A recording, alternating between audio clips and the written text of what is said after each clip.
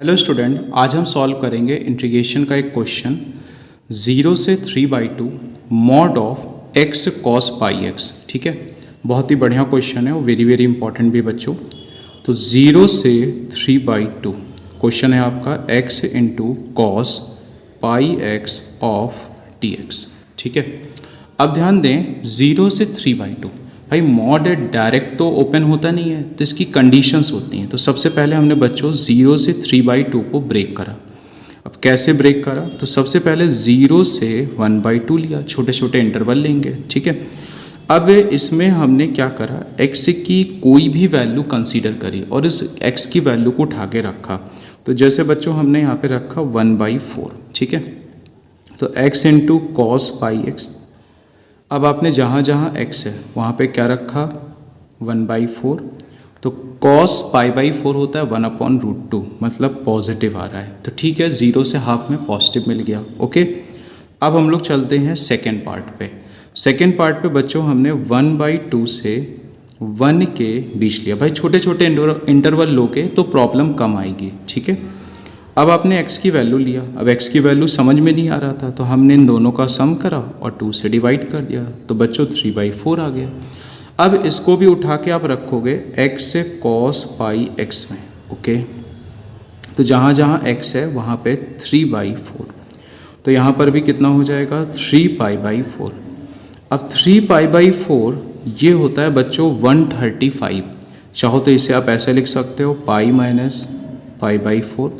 Second quadrant पे जाएगा तो निगेटिव होएगा, और निगेटिव आने का मतलब है तो 1/2 से 1 के बीच रिजल्ट बच्चों क्या हो जाएगा, निगेटिव। ठीक है, अब हम लोग थर्ड केस पे चलते हैं। थर्ड केस में हमने 1 से, अब लास्ट है 3/2, तो इसका मतलब क्या हुआ 1 से लास्ट होगा 3/2, और x की वैल्यू लिया तो इन दोनों का सम कर दो और 2 से डिवाइड कर दो, तो इसके बीच की वैल्यू बड़ी आसानी से आ जाएगी, 5/4 आ गई। ठीक है प्यारे बच्चों, अब ध्यान देना आप x into cos pi x, इसमें हमने x की जगह क्या रखा 5/4। तो जहाँ पे x है वहाँ रखो आप 5/4, तो 5π/4 हो जाएगा। तो ये किस क्वाड्रेंट पे जाएगा आपका, ये जाएगा आपका थर्ड क्वाड्रेंट पे। कैसे चेक करा देते हैं, पाई प्लस π/4। थर्ड क्वाड्रेंट पे कॉस बच्चों नेगेटिव होता है, तो यहाँ पर भी आपके पास रिजल्ट नेगेटिव आया। तो दो जगह नेगेटिव आ रहा है और एक जगह पॉजिटिव। अब देखो हम इसे स्प्लिट करते हैं बच्चों, ध्यान दीजिएगा। 0 से 3/2 mod x cos pi x of dx। ठीक है, तो पहला स्प्लिट होगा 0 से हाफ, रिजल्ट इज पॉजिटिव, तो 0 से हाफ मॉड हटेगा, पॉजिटिव साइन आएगा। ठीक है, फिर बच्चों 1/2 से 1 पे निगेटिव है, आप चेक कर सकते हैं 1/2 से 1 में बच्चों कैसा है, निगेटिव है, तो मॉड हटेगा, कैसा साइन आएगा, निगेटिव। नेक्स्ट आगे बढ़ते हैं, 1 से 3/2 में भी बच्चों कैसा है, निगेटिव, तो मॉड हटेगा, निगेटिव आएगा। अब आप समझ पा रहे होगे यहाँ पे नेचर सेम है, तो जब नेचर सेम है तो इनकी लिमिट को मर्ज कर लो भाई, कैलकुलेशन में थोड़ी बचत हो जाएगी, और कुछ थोड़ी ना होता है बच्चों।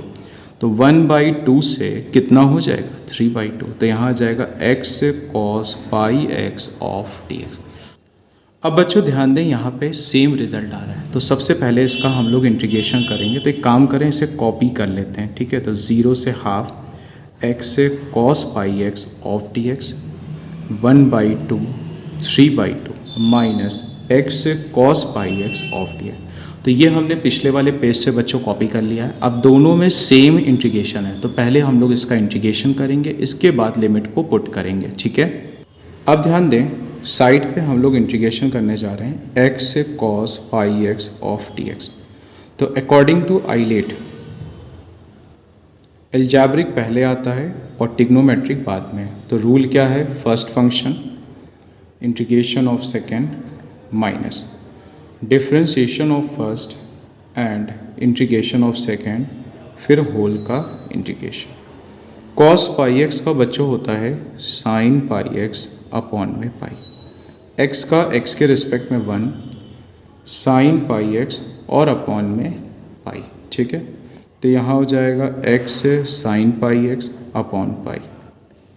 साइन पाई एक्स का होता है minus cos pi x and upon में पाई, ठीक है। तो यहाँ आएगा x sine pi x upon pi minus minus plus, तो कॉस पाई एक्स अपॉन में पाई स्क्वायर। अब बच्चों हम लोग इसमें लिमिट लगाने जा रहे हैं। तो पहली लिमिट 0 से हाफ है, दूसरा माइनस बाहर आएगा 1/2 से 3/2, ठीक है। तो अब ध्यान दो, पहले इंटीग्रेशन लिखो आप सब।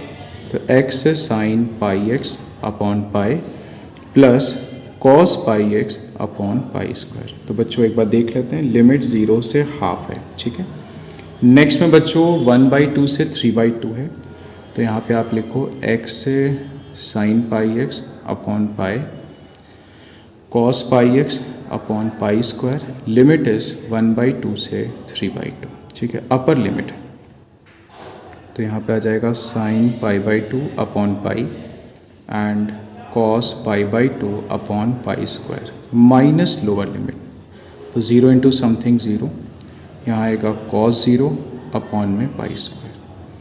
तो x की जगह 3/2, तो साइन 3π/2 अपॉन पाई, यहाँ बच्चों आ जाएगा कॉस 3π/2 अपॉन पाई स्क्वायर, ठीक है, माइनस लोअर लिमिट। तो x की जगह रखो 1/2, तो साइन π/2, नेक्स्ट आएगा कॉस π/2 एंड अपॉन में पाई स्क्वायर, ठीक है।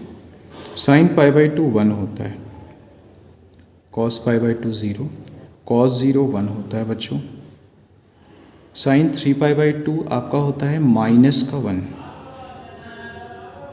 ठीक है। कॉस 3π/2 0, साइन π/2 बच्चों 1 होता है, कॉस π/2 0, ठीक है। अब इसकी कैलकुलेशन करो और कुछ नहीं है, 1/2π माइनस 1/पाई स्क्वायर, तो 3/2π, ठीक है। फिर अगेन माइनस माइनस प्लस 1/2π, इसे ऐड कर लो, 3 1 और 1 5/2π माइनस 1/पाई स्क्वायर, यही आपका फाइनल आंसर होगा, ठीक है बच्चों।